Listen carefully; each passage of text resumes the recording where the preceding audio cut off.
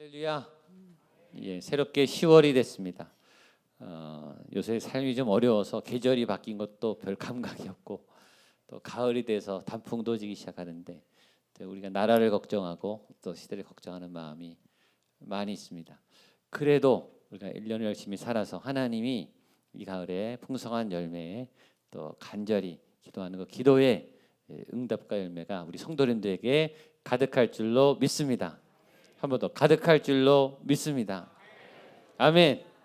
아멘. 힘을 내시고 새롭게 이 가을을 시작해 가시기를 바랍니다. 우리가 예배할 때 예배를 너무 자주 들어서이기도 하지만 예배에 익숙하면 우리가 뭘 잊어버리냐? 하나님이 하나님이신 걸 잊어버려요. 하나님이 살아계시고 하나님이 전능하시고 그 하나님이 나를 기억하시고 이 예배를 내 예배를 기다리신다는 것을 잊어버려요. 그리고 우리가 하나님께 기도하면 하나님이 응답하시고 우리에게 꼭 맞는 은혜와 믿음과 힘을 주신다는 걸 잊습니다. 오늘 그것을 기억하는 믿음의 예배가 되기를 원합니다. 그래서 믿음을 여셔야 돼요. 하나님 살아계시다. 오늘 내 예배를 받으신다. 오늘 내게 하시는 말씀은 하나님의 말씀이고 이 말씀을 붙잡으면 나는 일어난다. 살아난다. 새 힘을 주신다. 오늘의 말씀에 어떤 다절과 단어와 구절 안에 해답이 있다. 하나님은 이미 주셨어요. 이미 설교 안에 예배 안에 응답해 주셨어요. 그 응답을 여러분이 찾고 받고 누리고 사용하고 열매 맺는 오늘이 되시기를 주님의 이름으로 축복합니다. 우리가 믿는 그 하나님의 속성이 굉장히 많지만 그 속성 가운데 오늘 여러분이 기억해야 할 속성은 충만이에요. 충만함. 하나님의 충만함. 따라서요. 하나님의 충만함. 하나님의 충만하심. 하나님의 영은요 충만해요. 하나님의 생명은 충만해요. 하나님의 은혜는요 충만해요. 가득 찬다고요. 차고 넘친다고요. 그것이 충만이라고 하는 상태입니다. 하나님의 생명은 충만해요. 여기뿐만 아니라 온 우주에 태초부터 하나님이 천지를 창조한 그때부터 지금까지 온 우주에 하나님의 생명은 단 한 번도 충만하지 않은 적이 없어요.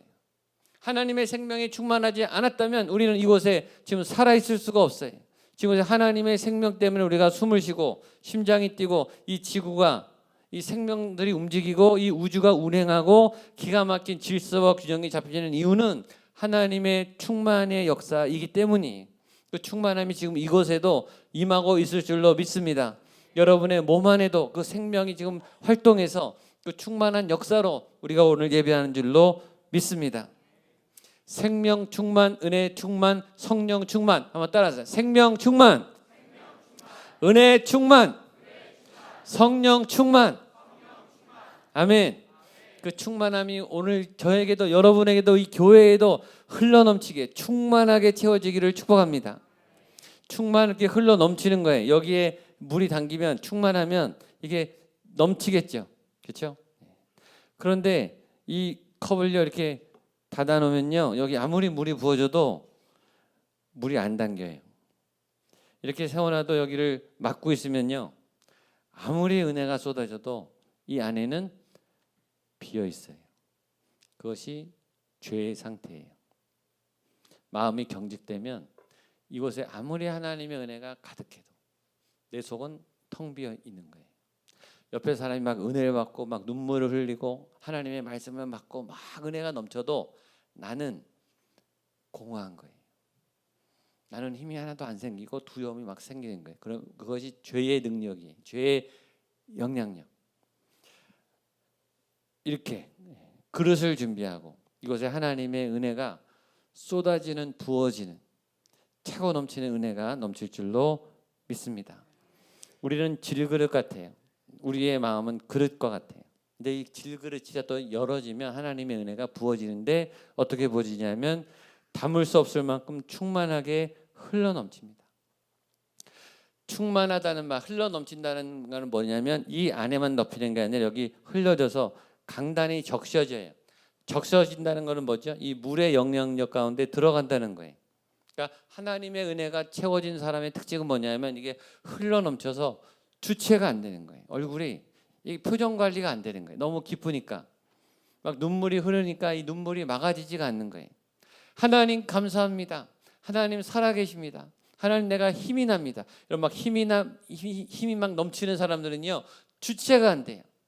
복음은 말하지 않을 수 없는 거예요. 예수님이 좋은 걸 어떡합니까? 좋은데 어떻게 해요? 너무너무 좋은데 어떡하냐고요.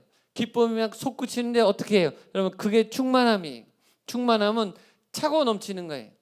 오늘 예배를 드리고 찬양 드리는데 겨우 내 목만 죽이는, 겨우 내가 살아갈 힘만 채워지는 그 은혜, 그 은혜도 하나님이 주시겠지만 하나님의 은혜는 그것보다 큰 거예요. 큰 은혜를 사모하세요. 충만한 은혜를 사모하게 되기를 축복합니다. 그 충만한 은혜가 흘러 넘치면서 일어나는 또 하나의 현상은 그 은혜가 적셔져서 영향력이 생겨요. 하나님의 은혜가 임하면 가만히 있지 않고 어둠의 땅에 빛이 번져가기 시작해요. 이게 바뀌어진다고요. 바뀌어져요. 하나님의 영이 임하면 내 몸 안에 마음의 상태, 심리의 상태, 건강의 상태가 일단 바뀌어요. 그리고 나만 바뀌는 게 아니라 주변의 사람들을 바꾸게 돼요. 그게 사역이에요. 지금 한국 땅에 희망을 찾아보기가 어려워요. 지금 한국 교회도 엉망진창이 됐어요. 교인들에게 상처가 얼마나 많은지 목회자들이 고개를 들 수가 없을 만큼 부끄러워요. 한국 정치는 너무너무 어두워요. 여러분 그러나 세상은요 언제나 그래왔어요. 언제나 그랬어요. 우리가 믿고 뽑았던 정치 지도자들은 여지없이 타락했고 당리당략에 빠졌고 정권을 잡기에 급급했고 본인들 이득을 챙기기에 급급했어요. 대부분 다 그랬어요. 세상은 악하고 세상은 냉정하고 세상은 무섭고 편법을 쓰고 불법을 써야 살아남아요. 경기는 항상 안 좋았어요. 여러분 우리의 마음은 그런 세상을 볼 때마다 우리는 아무 힘도 없고 누가 좀 바꿔줬으면 좋겠는데 그럴 사람은 안 나타나고 믿었는데 기대했는데 또 우리에게 실망을 주고 여러분 그게 세상이죠. 그러나 하나님의 빛은 하나님의 은혜가 부어지면 하나님의 말씀과 힘이 정말로 부어지면 하나님의 힘은 달라요. 하나님의 힘은 그 어둠의 땅을 바꾼다고요. 그 거대한 로마 제국이 하나님의 힘으로 박살이 났어요. 그 고대 아시리아 제국, 바빌론 제국, 하나님의 심판 앞에 그 막강한 권력들이, 그 막강한 부가 산산이 조각났어요. 여러분 어떤 정권도, 어떤 나라도, 어떤 힘도, 어떤 부유도, 어떤 강건함도 하나님이 손대시면 한 방에 날아가요. 우리가 믿는 하나님은 강력한 하나님. 그 하나님의 힘의 능력은 이 땅에 있는 힘하고는 차원이 다른 거예요. 오늘 고넬료에게 하나님의 영이 임해서 지금 이방 민족에 복음이 열려가요. 이런 거예요. 세상이 이렇게 깜깜한 로마 제국의 정복으로 온 세상이 깜깜하고 이스라엘은 해방할 기미가 없고 그런 어둠의 땅에 한 줄기 작은 빛이 이방 땅에 떨어져서 그 빛이 이제 번져나가기 시작하는 세일이 일어나는 현장에 있는 거예요. 저는 오늘 본문을 보면서 그런 희망을 봅니다. 하나님 이 세상이 아무리 깜깜할지라도 하나님 내 마음이 어둠으로 가득할지라도 하나님 내 몸이 의사도 병원에서 치료할 수 없는 그런 불치의 병, 통증이 앞서는 병일지라도 하나님이 임하시는 순간에 그 세력은 무너질 줄로 믿습니다. 그 은혜를 사모합니다. 그 하나님의 살아계신 힘이 오늘 내 안에도 부어지게 하여 주십시오. 오늘 베드로가 설교할 때 그 성령이 임했어요. 굉장히 중요한 사건입니다. 오늘 사건은 사도행전 2장, 그건 다 알잖아요. 오순절 마가의 다락방에 성령님이 임한 사건하고 똑같은 사건이에요. 사도행전 10장 기억하세요. 사도행전 10장 따라하세요. 사도행전 10장, 사도행전 10장, 사도행전 2장하고 똑같아요. 이방인의 가정에 성령의 임재가 부어진 사건입니다. 보겠습니다. 44절 45절 시작. 베드로가 이 말을 할 때 성령이 말씀 듣는 모든 사람에게 내려오시니 베드로와 함께 온 할례 받은 신자들이 이방인들에게도 성령 부어 주심으로 말미암아 놀라니. 베드로의 설교를 통해 성령이 흘러 들어왔고 이방인의 가정에 덮였어요. 여러분 아까 성령 얘기했죠. 성령의 은혜가 충만하면 어떻게 돼요? 이게 흘러간다고, 흘러 넘쳐요. 영향력이 생기고 힘이 이게 밀어내서 그 하나님의 힘이 세력이 넓어지는 거예요. 베드로에게 성령이 임했는데 그 힘이 어떻게 했어요? 고넬료의 집안 사람들에게 이게 흘러갔어요. 그 사람들에게도 성령이 같이 임했어요. 그럼 그 집에서 끝났을까요? 아니에요. 이제 이방 민족에게 성령의 역사가 이제 번져나가서 깜깜했던 로마가 다스렸던 그 세력, 그 제국이 이제 빛으로 이제 점령하기 시작하는 거예요. 그 일이 오늘 시작되는 거예요. 하나님은 오늘 새 일을 하나님의 계획표대로 거침없이 진행하세요. 어떨 때는 너무 지루할 만큼 기다리게 하세요. 도대체 하나님 이루어지기는 하는 겁니까? 도대체 하나님 내 기도는 듣고 계신 겁니까? 주님 내 상황은 이렇게 갈수록 안 좋아지는데 정말 나는 좋아지는 겁니까? 정말 하나님은 살아 계신 겁니까? 이스라엘이요 애굽에서 400년 동안 기다렸어요. 400년. 그럼 말이 400년이지요. 얼마나 많은 사람이 소망 가운데 죽어갔겠어요. 아, 내 대에 해방이 안 오는구나. 모세 광야는 40년이 말이 40년이지요. 하루하루가 지옥 같은 광야 그 벌판에서 하루하루 버티기 힘든 그 천장에서 그는 40년이나 애타게 기다렸다고요. 그런데 그 하나님의 때가 임하는 어느 순간에 하나님의 때가 임하면 하나님은 또 번개처럼 폭풍처럼 막 일이 벌어져요. 막 일이 너무 또 빨리 그때는 또 막 못 따라갈 만큼 멈출 때는 아무것도 아닌 것처럼 멈추다가 하나님이 또 막 진행하세요. 지금 고넬료의 상황, 사도행전 10장의 상황 하나님이 막 움직이시는 상황이 하나님은 굉장히 자비하세요. 우리의 의견을 존중하시는 인격적인 분이고 우리의 상황과 우리의 모든 상태를 배려하세요. 그럴 때로 하나님은 차갑고 냉정하고 단호하세요. 하나님의 뜻을 절대 타협 안 하시고 밀어붙이시고 돌풍처럼 태풍처럼 하나님의 일들을 해나가세요. 그럴 때는 따라가는 수밖에 없어요. 저항할 수가 없어요. 막을 수가 없다고요. 그때는 하나님을 따라가셔야 돼요. 모세가 광야 40년 동안 이스라엘을 인도했습니다. 출애굽을 하고 그렇죠. 구름 기둥과 불 기둥을 매일 보면서 오늘 하나님이 뜨셨습니다. 일로 가야 됩니다. 오늘 하나님이 여기 앉아 계십니다. 여기서 머물러야 됩니다. 십계명을 밟고 율법을 세우고 제사법을 세우고 성막을 지었고 매일 만나라와 맺힌 아이와 반석에서 물을 냈고 매일 재판을 했어요. 그렇게 40년을 왜 그렇게 했는가? 가나안 땅에 들어가기 위해서예요. 그 가나안 땅 코앞에 요단 동편에 아라바 광야에서 그 가나안 땅이 훤히 보이는 그 앞에서 하나님이 청천의 병력 같은 말씀하세요. 모세야, 너는 못 들어가. 너는 여기까지야. 모세가 포기했느냐? 포기 안 했어요. 왜냐하면 이때까지 여기를 향해 왔거든요. 이거 보려고 내가 40년을 헌신했다고요. 모세는 죽을 각오로 금식하며 간절하게 기도했어요. 하나님, 내가 이때까지 이렇게 고생하고 순종했습니다. 한 번만 들어가게 해주세요. 하나님의 답변은 No. 너는 안 된다. 너는 여기까지다. 못 들어간다. 출애굽 1세대 200만 명 중에 여호수아와 갈렙 단 두 사람만 들어가지 모세 너도 못 들어간다. 여호수아와 갈렙과 그 광야에서 태어난 그 새로운 200만 명 신세대가 그 땅을 들어갈 수 있다. 여러분 하나님이 모세를 사랑하지 않나요? 지금도 여전히 사랑하세요. 하나님이 모세에게 권능, 능력을 빼앗아갔나요? 지금도 능력으로 지금 마지막 이스라엘을 200만 명을 인도하고 있어요. 그러나 아무리 모세가 기도해도 아무리 하나님이 사랑하는 모세 영적 리더자가 간구해도 안 되는 거는 안 되는 거예요. 하나님이 정하신 거는 안 바꾸시는 거예요. 새 술은 새 부대에 담으시겠다 하나님이 결정했고, 하나님은 여호수아에게 그 일을 맡기셨어요. 이것이 하나님이 때로는 아주 냉정하게, 그러나 아주 완전히 새 판으로 짜시는 하나님의 강력한 힘입니다.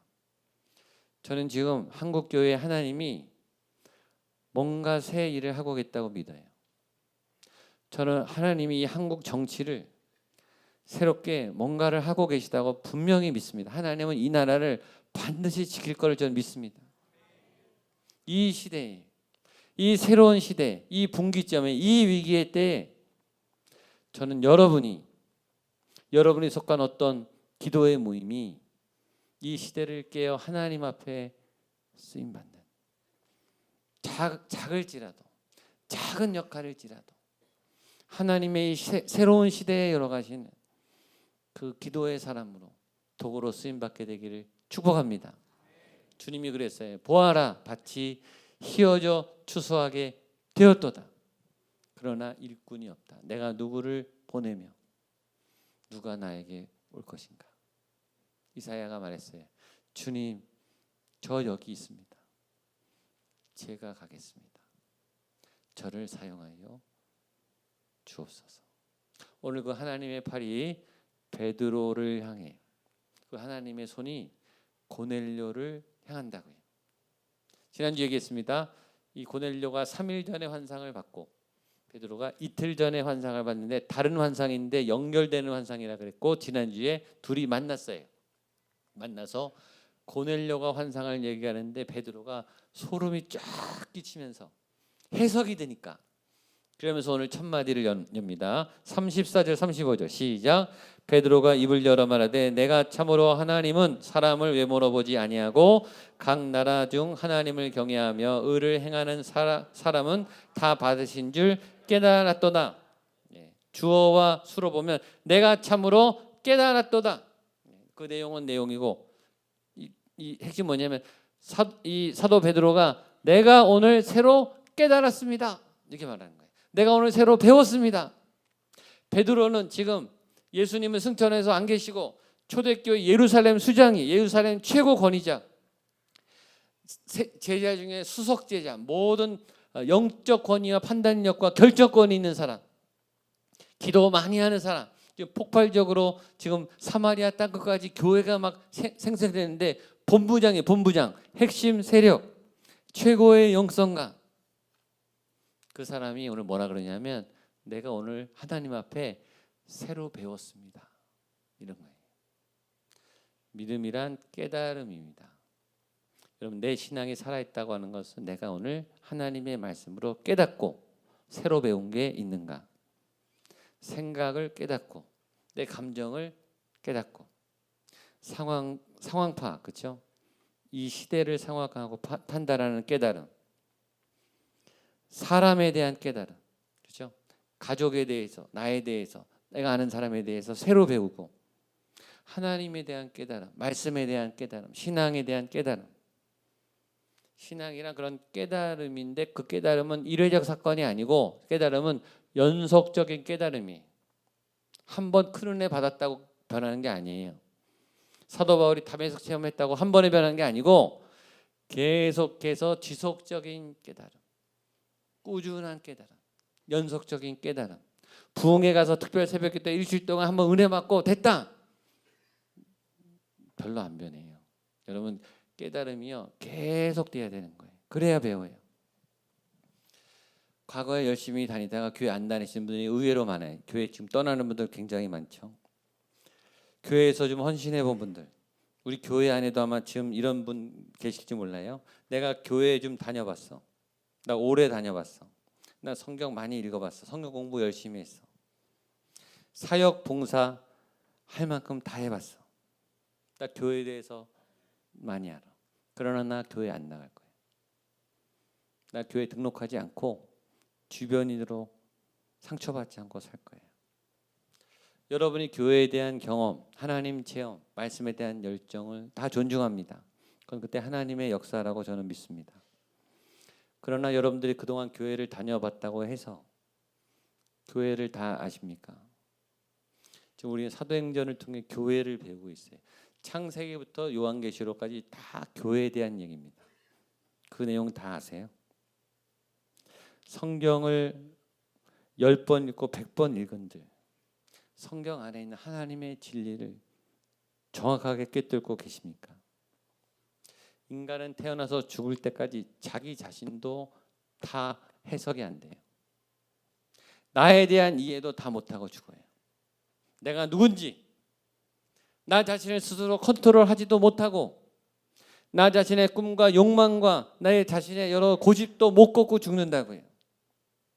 과거의 교회에 대한 경험과 성경에 대한 지식과 교회의 사역에 대한 그 풍부한 경험은 존중하지만 그것이 마치 교회를 다 아는 것처럼 교회를 내가 다 파악한 것처럼 하나님을 완벽히 이해한 것처럼 그렇게 결정을 내리셨다면 그것처럼 어리석은 일은 없습니다. 그럼 때로 조금 아는 것이 아무것도 모를 때보다 더 위험해요. 왜냐하면 조금 아무것도 모르는 분은요 조심이라도 해요. 조금 아는 분들은 그게 다 안다고 착각을 하는 거예요. 교회 오래 다니셨다면 그건 교회 문화에 익숙한 거예요. 교회 예배, 기도, 사역, 프로그램, 성경학교, 아울리치 잘하죠. 봉사, 찬양 그걸 잘하는 것이 내 신앙이 성장했다고 정말 말할 수 있을까? 여러분 스스로 답변해 보세요. 내가 교회를 오래 다니면 정말 내 신앙은 성장하고 내 신앙은 건강해졌는가? 여러분이 잘 아실 거예요. 교회가 교인 수가 늘어났어요. 그 교회가 그럼 건강해진 건가? 지금 한국교회 교역자 수, 목사님들이 점점 늘어나요. 한국교회 목사님이 많아진 것이 한국교회가 건강해진 현상인가? 한국의 교회가 점점 많이 생기는 게 한국교회가 건강해진 현상인가? 질문하란 말이죠.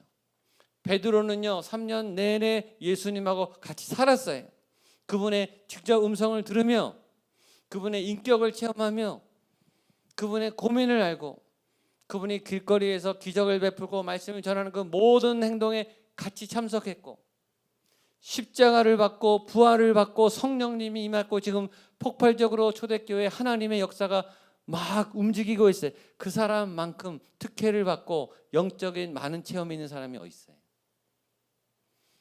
그 베드로만큼 믿음이 좋은 사람이 어디 있어요? 근데 그 베드로가 오늘 뭐라 그래요? 내가 오늘 새로 배웠도다. 내가 오늘 새로 깨달은 점이 있다. 이렇게 배우는 거예요. 세상의 유명한 대학이요. 옥스퍼드, 하버드, 프린스턴 다 믿음의 사람들이 대학을 시작한 거예요. 신학자들이. 세계 유수의 대학들이 다 기독교 대학으로 시작했고 수천 년 동안 최고의 지성들이 2000년이 넘도록 그 성경을 닳도록 지금도 공부해요. 그 학자들도 지금도 그 성경을 해석을 못해요. 해석이 잘 안 되는 부분이 얼마나 많은지 몰라요. 전 목사가 된 지가 20년이 넘었어요. 제가 매일 하는 일이 뭔지 아세요? 성경 읽고 설교 준비하고 기도하고 신방하고 하나님 말씀 전하고 일주일 내내 하는 일이 그거예요. 제가 그렇게 기도를 하고 설교를 그렇게 많이 하고 성경 공부를 하고 제가 지금 목양교회 6년 되면서 창세기 강의했고 그다음에 누가복음, 여호수아, 사도행전 네 번째.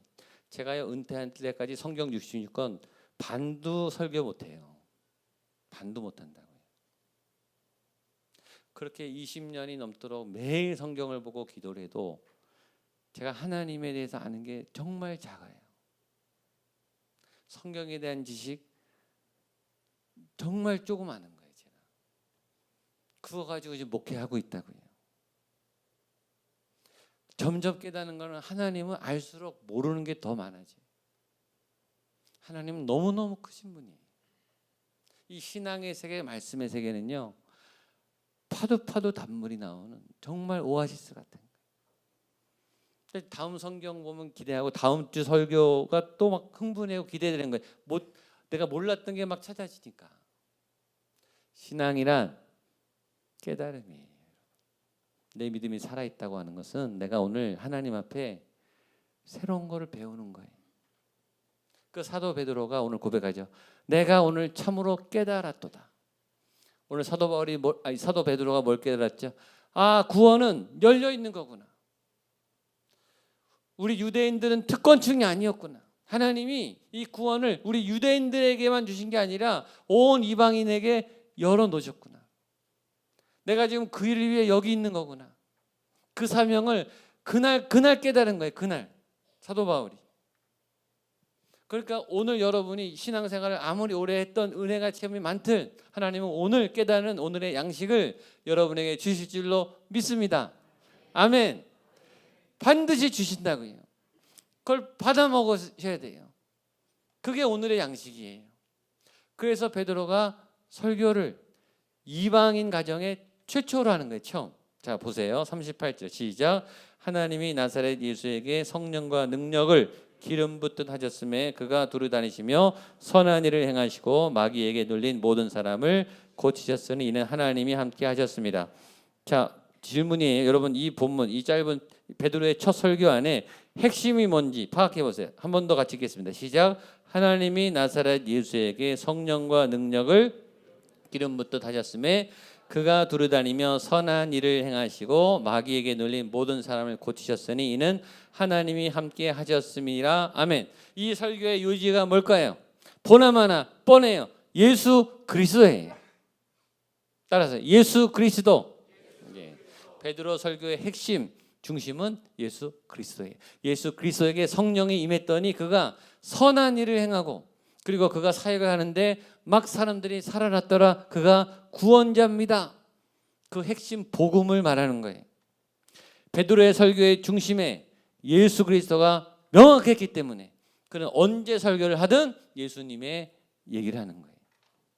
여러분의 입이, 여러분의 한 주간의 삶이 10월달 한 달의 삶의 중심에 예수가 있게 되기를 축복합니다. 여러분의 언어의 중심에 예수가, 예수님이 하고 계셔. 예수님이 인도하셔. 예수님이 지금은 살아서 내게 지혜를 주고 계셔. 예수님이 지금 이 고난을 견딜 힘을 주고 계셔. 근데 그 예수님이 어떻게 그 일이 생겼는가? 성령이 기름을 부으셨다는 거예요. 하나님이 예수에게 성령의 기름을 부으니까 선한 일, 선한 일은 뭐예요? 악한 일을 하지 않으면 선행이 되죠. 그렇죠? 그러니까 내 안에 악이 멈춰지는 일을 하고 그다음에 마귀를 쫓아내며 사람을 고치는 일을 성령님을 통해서 하셨다고 하는 그 말을 하고 있는데 무슨 일이 생기냐? 그 말을 하는 베드로에게 예수님에게 임한 성령이 설교 중에 임한 거예요. 자, 44절 45절 시작. 베드로가 이 말을 할 때 성령이 말씀 듣는 모든 사람에게 내려오시니 베드로와 함께 온 할례 받은 신자들이 이방인들에게도 성령 부어주심으로 말미암아 놀라니. 44절 핵심 구절. 베드로가 이 말을 할 때 성령이 말씀을 듣는 모든 사람에게 내려오시니. 따라서 베드로가 이 말을 할 때 성령이 내려오시니. 아멘. 성령의 임재의 방법. 베드로가 이 말을 할 때, 이 말이 뭐예요? 말씀을 전할 때. 한 번 더 따라하세요. 베드로가 이 말씀을 전할 때 성령이 임하시니. 내가 말씀을 전할 때 성령이 내려오시니. 아멘. 성령님은 그때 임하시는 거예요. 언제? 내 입이 하나님의 말을 할 때, 하나님을 찬양할 때, 하나님의 계시를 따라 성령의 말하게 하심을 따라 기도할 때, 그때 성령이 내게 임하는 거예요. 이게 예배예요. 이게 지금 우리가 해야 하는 예배예요. 제가 설교할 때 저에게만 성령이 임하는 게 아니고 이곳에 제게 임한 성령이 여러분에게 지금 임할 줄로 믿습니다. 이 일이 얼마나 역사적인가 아까 얘기했죠. 사도행전 2장의 오순절 마가의 다락방의 120명은요 다 유대인이에요. 유대인. 전 세계에서 왔지만 유월절 때문에 유월절 명절을 보내려고 온 유대인이라. 유대인, 이스라엘 사람. 사도행전 10장은 누구에게 임했어요? 고넬료의 가정에. 고넬료가 누구예요? 이방인이래요. 이방인. 그래서 우리는 사도행전 2장보다 어쩌면 사도행전 10장이 더 중요해요. 우리가 이방인이잖아요, 그렇죠?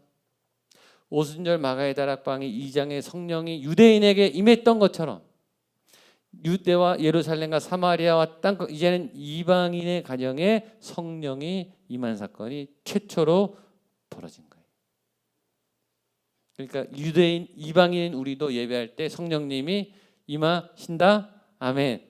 여러분이 큐티할 때, 구역 예배할 때, 가정 예배 드릴 때 그곳에 성령이 가득하게 될 줄로 믿습니다. 내 일은요 자연스럽게 일어났어요. 막 기이하게 막 몸을 비틀고 막 이상한 나라 말을 하고 꼬꾸라지고 막 그렇게 일어나지 않았어요. 아주 자연스럽게, 인격적으로, 그러나 강력하게 결박이 막 풀리는 거예요. 두려움이 사라지고 병이 낫고. 이게 진짜 예배예요. 저는 제가 저에게 기도하는 환자들이 매일 기도하는 분이 몇 분 있어요. 저는 조만간에 예배할 때 그분들의 병이 떠날 줄로 믿습니다. 저는 믿어요. 그리고 기대해요. 이 주셨잖아요, 그렇죠? 저는 이 표를 주신 걸 믿어요.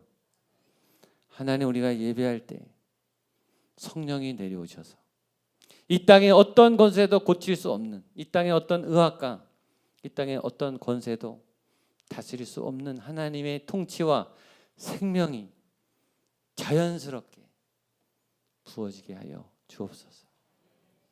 이걸 사모하는 여러분 되시기를 바랍니다. 47절 48절 시작. 이에 베드로가 이르되 이 사람들이 우리와 같이 성령을 받았으니 누가 능히 물로 세례를 베풀물 그 말이요 하고 명하여 예수 그리스도의 이름으로 세례를 베풀라 하니라. 그들이 베드로에게 며칠 더 머물기를 청하니라. 자, 베드로가 보니까 이분들에게 성령님 이미 하나님이 움직이셨어요. 그렇죠? 그러니 세례를 왜 안 주겠느냐? 세례를 주는 게 당연하지. 하나님이 허락하셨는데 우리가 안 줄 이유가 뭐가 있느냐? 성령이 임하면 흘러넘쳐요. 말하지 않을 수 없고 세례 주지 않을 수 없고 찬양하지 않을 수 없고 전도를 하지 않을 수 없어요. 그 힘으로 사는 거예요. 저와 여러분. 저에게도 여러분에게도 그런 은혜가 있게 되기를 주님의 이름으로 축복합니다. 시간이 좀 지났지만 저는 오늘 말씀 때문에 찬양을 하고 잠깐 기도하고 싶어요. 주님의 성령 지금 눈을 감으세요. 마음에 가슴에 손을 대세요. 손을 벌려도 괜찮습니다. 오늘 베드로의 이 현상이 오늘 지금 여러분에게 나타나기를 기도합니다. 그리고 어떤 분에게는 이런 역사가 나타날 거예요. 믿음을 여세요. 우리 한 번만 찬양하고 기도하겠습니다.